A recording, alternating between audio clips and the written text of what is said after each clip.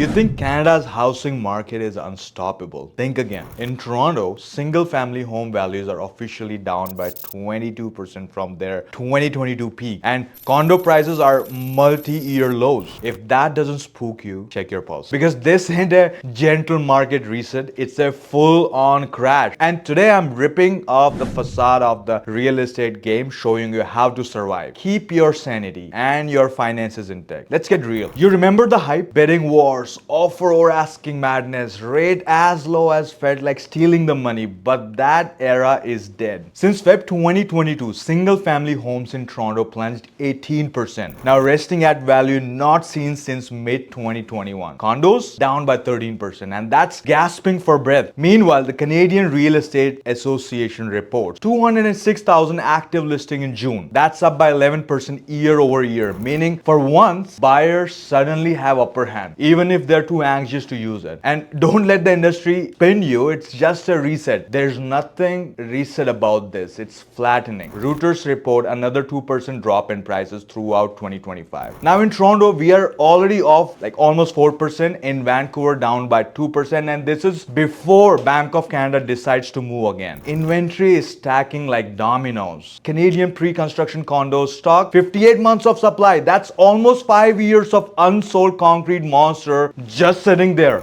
Meanwhile, CMHC is blinking red. Condo sales are crashing up to 75% in Toronto and down by 37% in Vancouver. Don't get me started on buyer sentiment. Trade war jitters, sticky inflation, wobbly job market, confidence is tanking. Recently, RBC labeled Toronto most affordable housing in 3 years, and yes, when people stop buying, that's not cheer, it's a collapse. This ain't an ordinary correction, this is a collapse. Everything we have seen is a textbook bubble pop. Falling rates triggered insane buying and leverage speculation. Risky lending, freaky amounts of investor money, teaser rates, they fuel the frenzy. Now that bubble is bursting. People are walking away from buying new condos. Sales are evaporating. Prices are deflating. And here's your cold, hardcore truth. Over 85% of Canadian mortgage are fixed at 5 years. And most of those were locked at 1 to 2% rate. Now renewals are resetting at 4 to 5%, maybe higher. That's not a tiny dent in your mortgage payment, it's a bomb. If you borrowed aggressively at 1.5 and suddenly you are facing 5%, that's bloody 30 to 50% hike in your monthly payment overnight. Let me show you how this plays out. Let's take a real example of Donna from Brampton. She bought a property at 700,000, almost 700,000 in 2021, logged in at 1.7%. Now on renewal, her payment is spiked by $800 per month. She's furious. Panic sets in. She calls her broker. Oh, we can't help you. Go online. She freaks. Bills pile up. She defaults, and she's not alone. That's when we get headline about mortgage delinquency surging across Canada. Let's get in details. Let's talk about rates and the buying power. Those low rates back in 2021, like 1%, allowed buyers to borrow almost 10% more. That's math, not bullshit. The problem is when rates click back up, buying power evaporates just as fast. Doesn't matter how awesome your job is, you lose purchasing strength, housing demand collapses. Another thing is stress test. Now, as a homeowner, your mortgage stress test isn't hypothetical anymore. It's happening live. If your rate jumps by even, let's say, 1%, you could lose 10% of your disposable income. That's across the board from Mississauga condos to Durham region bungalows. About condo market crack, condos felt the worst from 2022 boom, and now they are the first to crack. Toronto condo sales are crashing by 75%. That's not quite, it's a massacre. Investors are walking away. Listings are piling up. Prices sliding further. Those cheap borrowed down to bone purchases, they're underwater. That was real fast. With that follows economic stressors. To add into Canada's trade war jitters, companies are scaling back. Layoffs are happening. Job insecurity is spiking. Even RBC economists are raising eyebrows. When people fear for their paycheck, they dump their mortgage application, not invest more. Even lenders are tightening. That means fewer buyers. Banks and mortgage insurers are pulling in lending standards, higher down payments, and even tighter criteria. That's great for the health of the system, but it stifles demand. Fewer buyers and more stress signals, a market stuck in reverse. This is where it gets personal. I've spent the last 6 years helping Ontarians avoid this exact mess. And here's the playbook, your AJP Survival guide. Let's assess your renewal offer. Don't walk in into default, talk to a mortgage pro who